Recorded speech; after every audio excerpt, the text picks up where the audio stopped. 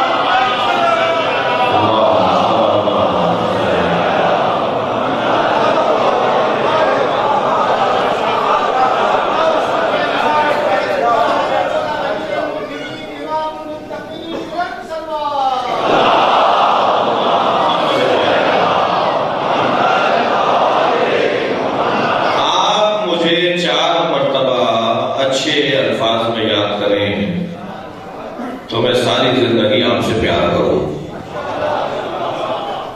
توجہ چاہوں گا بھائی شہنشاہ سنت آپ میری تعریف کریں، مجھ سے پیار کا اظہار کریں، تو ساری زندگی میں آپ کا ممنون احسان کروں، آپ سے پیار کروں۔ یہ جو آپ علی حق نعرہ حیدری یا علی مولا کے نام پہ خوش ہوتے ہیں، علی ایسی جنت میں نہیں جانے دیں گے، آپ ایسے ہی محشر میں آپ کو تنہا چھوڑ دیں گے۔ مولا اپنے پیار کرنے والوں سے پیار کرتے ہیں، نبی پیار کرتے ہیں، نبی پیار کرتے ہیں۔ اس سے ایک صاحب کہنے لگے آپ نے کلمے میں اضافہ کر دیا، علی نونی اللہ کا، میں نے کہا نہیں آپ نے کلمے میں کمی کر دی، نہیں ایسے کرنے کے ابھی بہت واضح سے پیغامات ہیں، روشن پیغام ہے، پیمانہ اصحاب پیغمبر کی عظمت کا، مولا علی سے محبت، یہ پیمانہ تھا، پیغمبر اکرم کے زمانے میں بھی تھا، پیغمبر کے بعد بھی رہا۔ میرے چھٹے امام نے ایک مرتبہ یہ حدیث سنائی کہ جو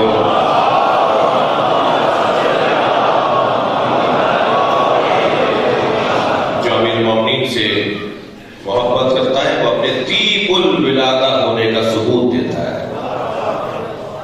وہ اپنی طیب الولادت ہونے کا ثبوت دیتا ہے۔ یہ امام ششم سے حدیث ہے۔ جب امام نے اپنے شاگردوں کے سامنے یہ بیان ارشاد فرمایا تو یہی حشام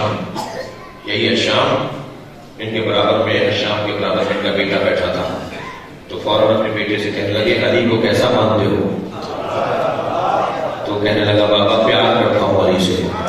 کہنے لگے اگر یہ جواب نہیں سنا ہوتا تو تمہاری ماں سے جا کے بات کرتا۔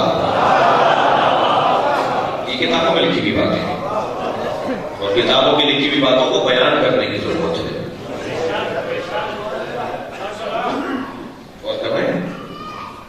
اور ان اصحاب کے اندر سب سے بڑا درجہ صحابہ کرام میں کس کا ہے؟ حضرت سلمان فارسی رضی اللہ تعالیٰ عنہ، رضوان اللہ تعالیٰ علیہ۔ سلمان تھکے تو نہیں ہے نا؟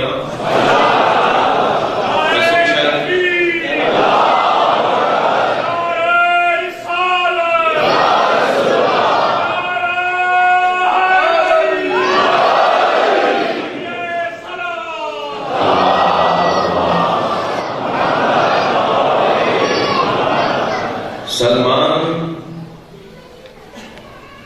رضی اللہ تعالیٰ بڑی عظمت رکھتے ہیں، 350 سال کی عمر پائی، 350 سال تک زندہ رہے گا۔ ہو جائے تھوڑی سی بات، حضرت سلمان فارسی کی عمر 350 سال، اور اس وقت میں دنیا میں دو ہی مذہب تھے، یا مسیحیت یا زرتشتیت، یا زرتشتی تھے یا مسیحی تھے۔ سلمان فارسی جس قبیلے سے تعلق رکھتے ہیں، اصفہان ایران کے قریب ایک اصفہان کے گاؤں ہے، وہ سارا قبیلہ زرتشتی ہے، مگر سلمان فارسی اس مذہب کو نہیں مانتے، اپنے آبا و اجداد کے، بزرگوں کے، خاندان کے، قبیلے کے مذہب کو نہیں مانتے، اور جب کبھی کوئی رسم ادا کی جا رہی ہوتی ہے تو سلمان اس کے اوپر اعتراض کرتے ہیں کہ کیا کریں، اور اتنا ہوا، ایسا ہوا کہ آخر سلمان کو سزا کے طور پر یعنی قتل کر دیا گیا، سزائے موت دے دی گئی، فارسی کو سزائے موت سنا دی گئی، کنویں میں پھینک دیا گیا۔ سلمان کنویں میں ہے، تیسرے دن ایک ڈول کنویں میں آیا، سلمان نے اسے پکڑ کے جب ہلایا، آواز دی تو مسافر تھے، انہوں نے باہر نکال دی اور انہوں نے لے جا کر انہیں مکے کے اندر بیچ دیا۔ یہی جیسے حضرت یوسف کا قصہ ہے، اس کا مبیش ایسا ہی قصہ ہے، انہیں لے جا کے مکے میں بیچ دیا گیا۔ مکے میں یہودی نے سلمان کو خریدا اور اس کے بعد وہ یہودی مدینہ منورہ کا رہنے والا تھا، مدینہ آ گیا۔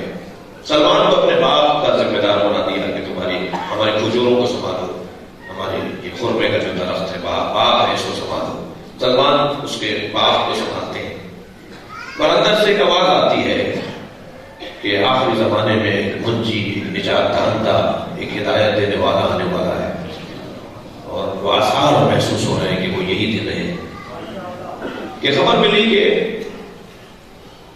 حضرت عبداللہ کے بیٹے نے اعلان نبوت کیا ہے اور وہ مکے سے ہجرت کر کے مدینے کا گئے۔ تو سلمان نے اپنے بزرگوں سے، کچھ لوگوں سے، مسیحیوں سے، پادریوں سے سنا ہوا تھا کہ وہ جو آخری زمانے کا ہادی ہے اس کی کچھ نشانیاں ہیں، ان میں سے ایک نشانی ہے کہ وہ صدقہ نہیں کھاتا، ایک نشانی یہ ہے کہ بادل اس پہ سایہ کرتا ہے، دوسری نشانی یہ ہے کہ اس کے دوش کے اوپر مہر نبوت لگی ہوئی ہے۔ اب جیسے ہی معلوم ہوا کہ یہی کوئی شخصیت نہ ہو اور یہ شخصیت ہے جو اس انداز سے اعلان کر رہی ہے، تو اپنے مالک سے پوچھا کہ یہ کھجور میں اپنی پسند سے کسی کو دے سکتا ہوں؟ کہنے لگا نہیں، اجازت تو نہیں ہے، صدقہ دے سکتے ہو، صدقہ لے جا کے دے دو جس کو دینا چاہو ہماری طرف سے۔ انہوں نے ایک ٹوکرا بھرا کھجوروں کا اور پہنچ گئے مسجد نبوی اور دیکھا کہ وہاں عبداللہ کے بیٹے بیٹھے ہیں، یعنی ابھی کون ہے جی؟ یہ ہے ابن عبداللہ۔ ان کے برابر میں ان کے چچا بیٹھے ہوئے ہیں حمزہ، ان کے برابر میں ان کے بھائی بیٹھے ہوئے ہیں جعفر، ان کے برابر میں ان کے بھائی بیٹھے ہوئے علی، اور دوسری جانب کچھ صحابہ کرام تشریف فرما ہے رضوان اللہ تعالیٰ۔ سلمان نے وہ کھجوروں کا ٹکڑا رکھ کے کہا کہ ہاتھ صدقہ تو صدقہ میں لے کر آیا ہوں۔ تو ان دوسری طرف کے بیٹھے ہوئے لوگوں نے کھجوریں کھانا شروع کی، انہوں نے ہاتھ نہیں لگایا، نہ حمزہ نے ہاتھ لگایا، نہ جعفر نے، نہ علی نے، نہ نبی نے۔ تو سلمان نے کہا کہ یہ میں آپ کے لیے لے کر آیا ہوں، تو نبی نے فرمایا کہ آپ کا شکریہ، مگر ہم بنی ہاشم صدقہ نہیں کھاتے۔ سلمان بڑے ذرا دے رہے ہیں،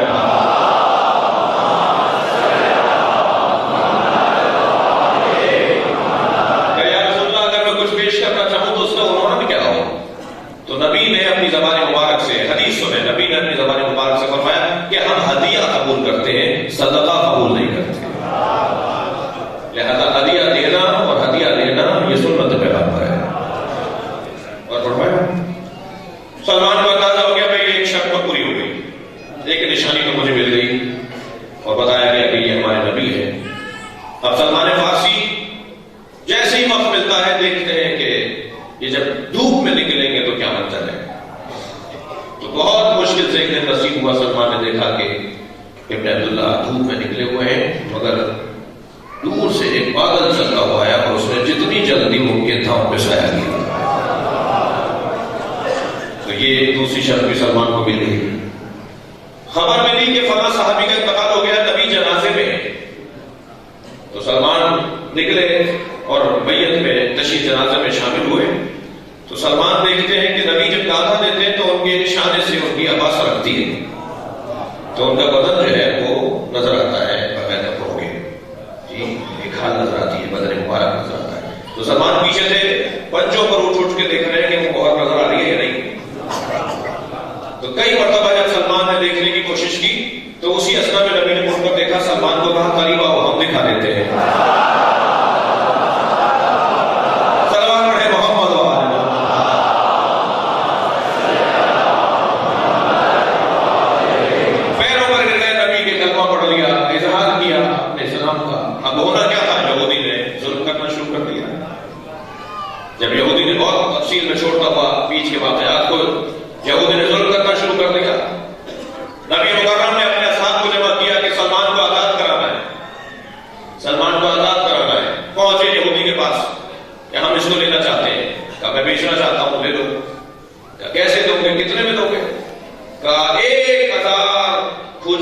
کے درختوں کا باغ، جس باغ میں 1000 کھجور کے درخت لگے ہوں وہ اس کی قیمت ہے۔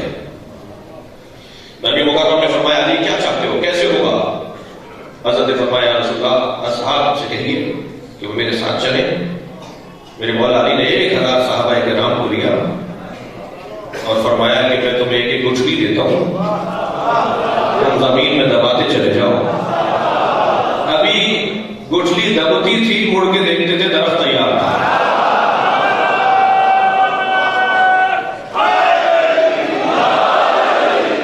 اور ایک دن میں ہی 1000 درختوں کا باغ تیار ہوا اور کہا لو تمہیں ہم باغ دیتے ہیں، سلمان ہمارے والے کو۔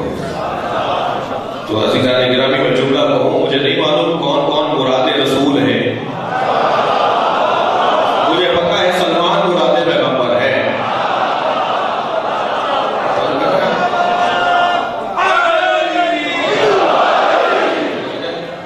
اس طرح سلمان آیا، سلمان ظاہر ممتاز ہے اور سلمان کا مقام، سلمان کے پاس بہت سارے فنون بھی تھے، آداب حرب سلمان بہت اچھے جانتے تھے، عمر بھی زیادہ تھی، تجربہ بھی ان کا زیادہ تھا، پڑھے لکھے بھی تھے۔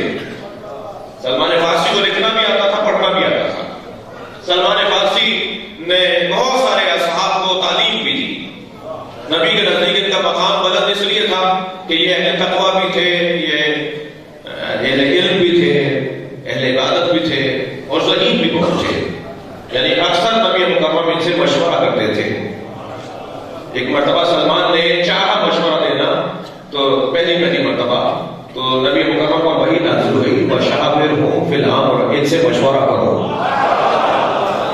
سلمان سے نبی مکرم نے مشورہ کیا، قرآن کی آیت ہے۔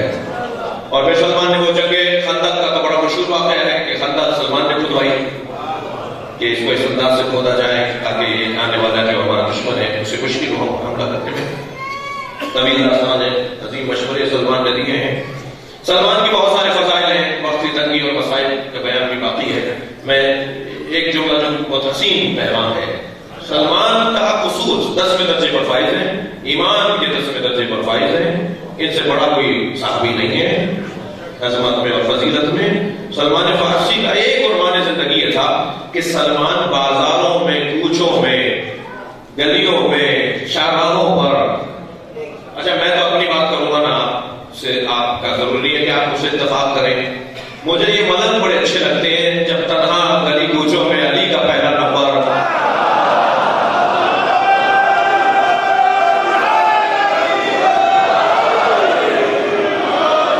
یہ تنہا اکیلے پھر رہے ہوتے ہیں۔ میں اپنے آپ کو ان سے کیسے مقایسہ کروں؟ کئی سواریوں میں جاتا ہوں، 50 لوگ ساتھ ہوتے ہیں، محافظین ساتھ ہوتے ہیں، میں کیسے ان سے مقایسہ کروں اپنے آپ کو؟ ایک بند امام بارگاہ میں بیٹھ کے فضائل پڑھنا،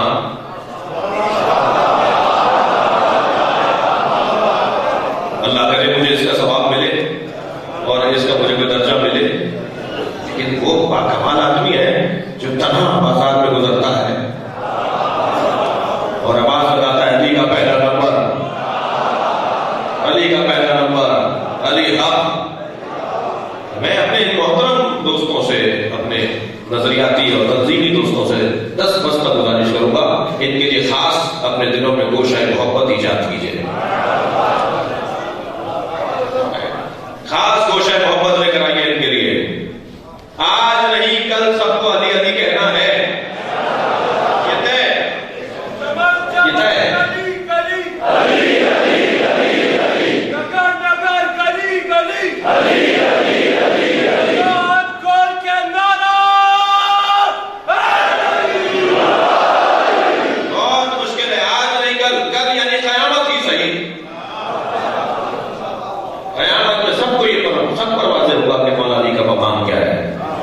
لیکن یہ جو آج نفرتوں کو مول لیتے ہوئے تنہائی میں آواز لگا رہا ہوتا ہے، جی جج صاحبان تشریف فرمائے، بعض لوگوں نے عدالتوں میں کھڑے ہو کے آواز لگائی، لوگوں نے دھکے دے کے نکال دیا، اگر انہوں نے کہا یہ دھکا لگتا ہے ہم اسے ماتم سمجھتے ہیں، ہم اسے اپنی عبادت سمجھتے ہیں۔ مددگار ہے، اس سے ہمیں بھی پیار ہے،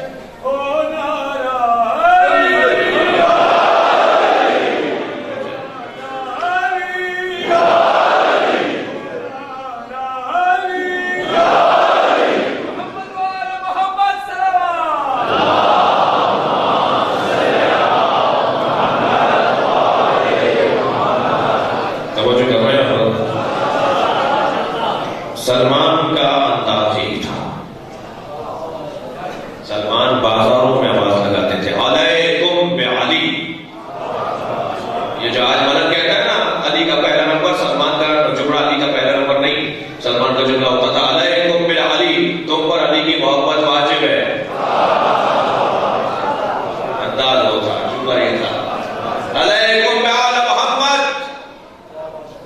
آل محمد سے محبت کرو. یہ سلمان گلی کوچوں میں آواز لگاتے تھے. سلمان فارسی بڑی عظمت ہے چیزوں میں. طالب علم اگر 2-3 مجلس سے صرف سلمان فارسی پہ پڑھ سکتا ہوں. سلمان فارسی پر اہل عرفان کو شبہ ہے کہ وہ عصمت پر فائز تھے. جگر سنبھال کے میری بات کو سنیے گا، ناراض نہیں ہوئیے گا. نئی باتیں کو احترام ہوتا ہے، نئی بات کر گئے. اہل عرفان کو شبہ ہے کہ سلمان معصوم تھے، عصمت کبریٰ پر فائز تھے. عصمت صغریٰ پر اتفاق ہے، کبریٰ پر اعتراض ہے. سلمان السلمان دلیل کیا ہے؟ ناراض نہ ہو آپ سے، کوئی نئی بات نہیں کر رہا. السلمان مما اہل بیت، کیا یہ دلیل کافی نہیں ہے؟ واحد ذات ہے سلمان کی جس سے بی بی زہرا راز کی باتیں کرتی تھی. بھائی قربان چاہیے اس کی عظمت پر. سیدہ زہرا جس سے راز کی باتیں کرتی تھی سلمان فارسی ہے. جنت کی غذا سوائے معصوم کے، تیسری دلیل لیجیے. 2 دلیلیں دے چکا ہوں. السلمان مما اہل بیت، سیدہ راز کی باتیں کرتی ہیں. تیسری دلیل جنت کی غذا سوائے معصوم کے کوئی نہیں کھا سکتا. ایک حسین بحث ہے، اس کو اپنے بچوں کو روشن کرنے کے لیے مجھے مقدمے کی ضرورت ہے، تمیز باندھنے کی ضرورت ہے کہ جنت کی رضا سوائے معصوم کے کوئی نہیں کھا سکتا. سرکار کی رجعت کے بعد سلمان بی بی کو غصہ دینے کے لیے آئے. سرکار کی تدفین یہ دوسرے دن سلمان بی بی کو غصہ دینے کے لیے آئے تو اس سیدہ نے سلمان کے آگے ایک ظرف رکھ دیا جس میں کھجوریں تھیں. یا سلمان ہی کھاؤ. اس لیے عرب دنیا میں مجلسوں میں، ترغیبی مجلسوں میں، ایصال ثواب کی مجلسوں میں کھجور کا استعمال ہوتا ہے. جیسے ہمارے چنے بانٹے جاتے ہیں سوئم کی مجلس میں، عرب دنیا میں سنت بھی ہے. عرب دنیا میں تو ایک سنت بھی ہے کہ یہ سوئم کی مجلس میں کھجور تقسیم کی جائے. جی بی بی نے رکھ دیا. پرسہ دینے والوں کو، تعطیل کرنے والوں کو ہم پیش کرتے ہیں نا، بی بی نے ظرف رکھ دیا سلمان کھجور کھاؤ. سلمان نے ایک دانہ منہ میں رکھا. کہا بی بی مدینے اور سلمان کا تو کام تھا، سلمان کا تو مدتوں کام رہا نا، کھجور سے ان کا تعلق تھا. سلمان نے کھانے کے بعد کہا بی بی یہ نہ جنت کی کھجور ہے، معاف کیجیے گا بی بی یہ نہ مدینے کی کھجور ہے نہ یہ مکے کی کھجور ہے. توجہ کی طرف ہے. نہ یہ مکے کی کھجور ہے، یہ مدینے کی کھجور ہے. یہ کھجور کہاں سے آئی؟ فرمایا سلمان ابھی جبریل مجھے تعزیت پیش کر رہے تھے اور وہ جنت کی کھجور لائے تھے. یہ وہ ہیں.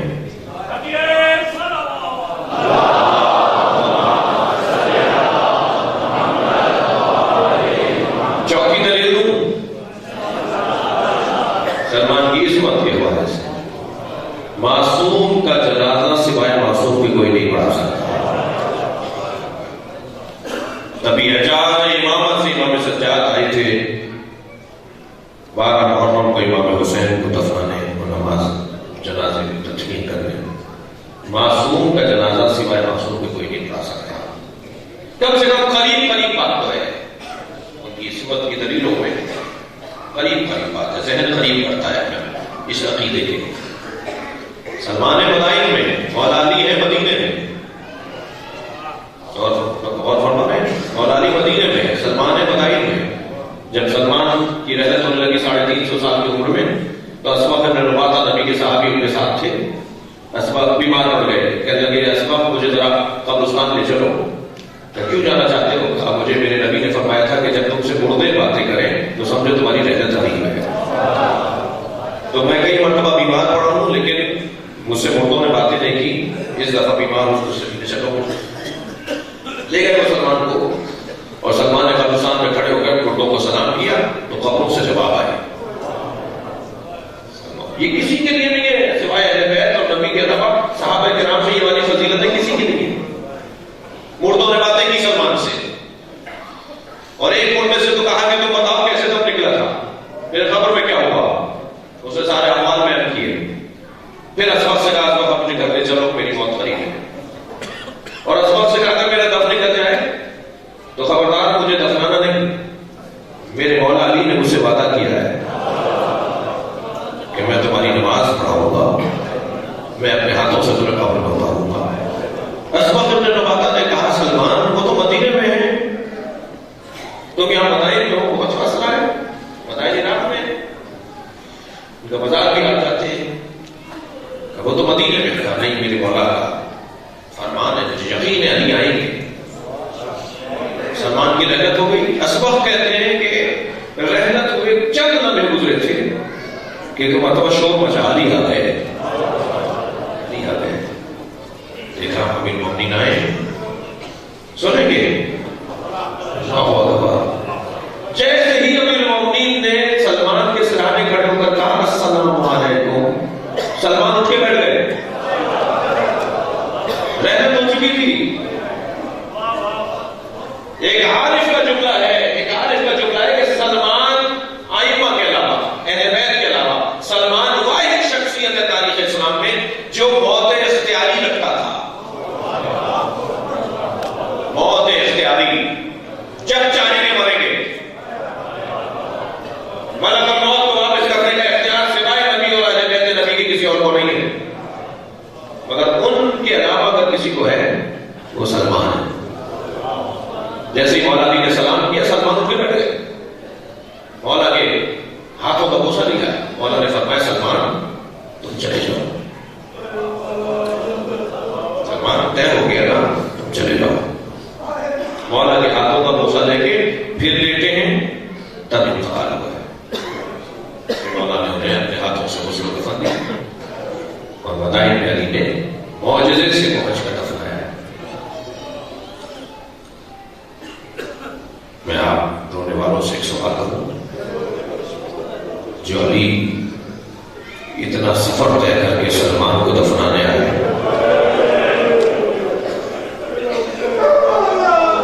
اس کے بچے حسین کے ساتھ کیا ہوا؟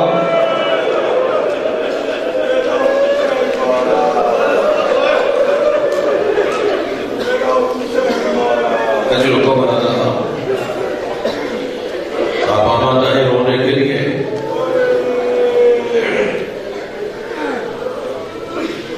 تین دن بے گورو کا فرماشا رہا.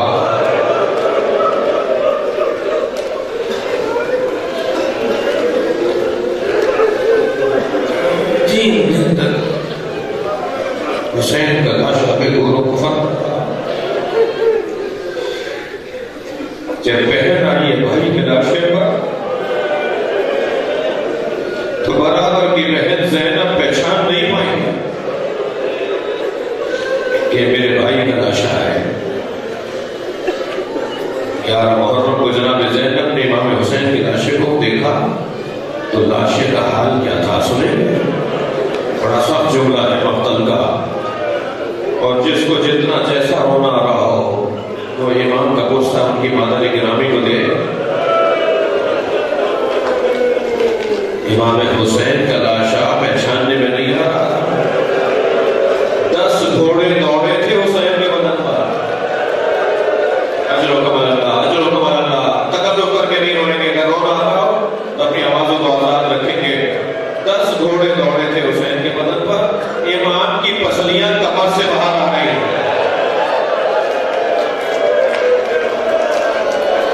میرے مولا کا لاشا مسکرا کر دیا گیا تھا. جب آئی ہیں اپنے بھائی کے لاشے پر تو ایک جملہ تھا آن تحفیظ زینب، کیا تم ہی زینب کے بھائی ہو؟ اور پھر مدینے کی طرف رخ کر کے کہا صلی اللہ علیہ یا رسول اللہ، علی کا سما آپ پر فرشتے سلام کرتے ہیں. اے اللہ کے رسول، یہ آپ کا حسین ہے جس نے خواب اور خون میں غلطان کر دیا. اس کے بعد میری بیوی نے لاشے کے گرد چکر کاٹنا شروع کیا ہے. کبھی سرحانے آتی ہے، کبھی مائیتی آتی ہے. بھائی کا لاشا دیکھ رہی ہیں. امام سجاد نے پوچھا پھوپھی اماں کیا دیکھ رہی ہیں؟ فرمانے لگی سالم جگہ ڈھونڈ رہی ہوں جہاں بہت سارے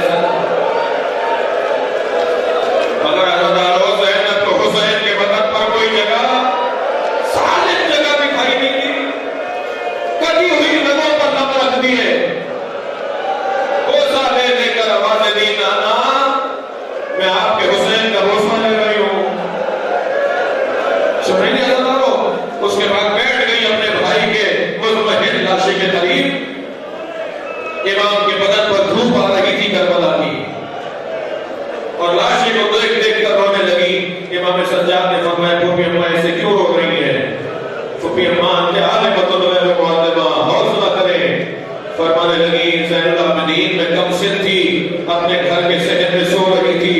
کچھ دیر کے بعد میری آنکھ کھلی تو میں نے دیکھا سارے صحن میں دھوپ آ گئی ہے مگر میرے اوپر سایہ ہے. میں سوچنے لگی یہ سایہ کیسا ہے. میں نے پہلو بدل کر دیکھا تو یہی حسین تھا جو چادر پکڑے کھڑا تھا کہ کہیں میری بہن پہ دھوپ نہ آ جائے. اب بتاؤ یہ زینب کہاں جائے.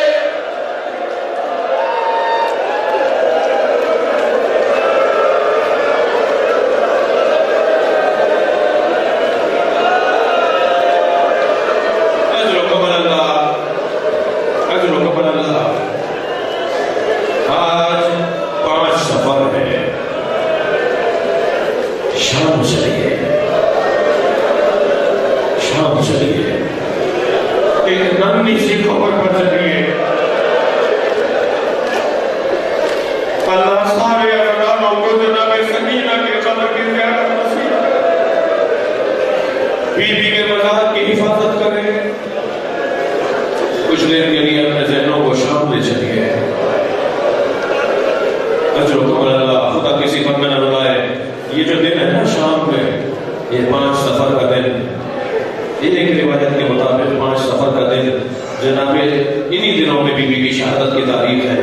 5 سفر کی تاریخ ہے یا سفر کے پہلے ہفتے کی تاریخوں میں کوئی تاریخ ہے. اتنا ہے کہ ان دنوں میں نصف شب میں آدھی رات. اچھا اس واقعے کو سنانے سے پہلے میں رونے والوں سے ایک سوال کرتا ہوں کہ بی بی کی شہادت کیسے ہوئی؟ جناب سکینہ کیسے شہید ہوئی ہے؟ جناب سکینہ کا دل بند ہو گیا. یہ بچی کہاں تک برداشت کرتی؟ کتنے تماچے برداشت کرتی؟ کتنی مرتبہ تعزیانیں برداشت کرتی؟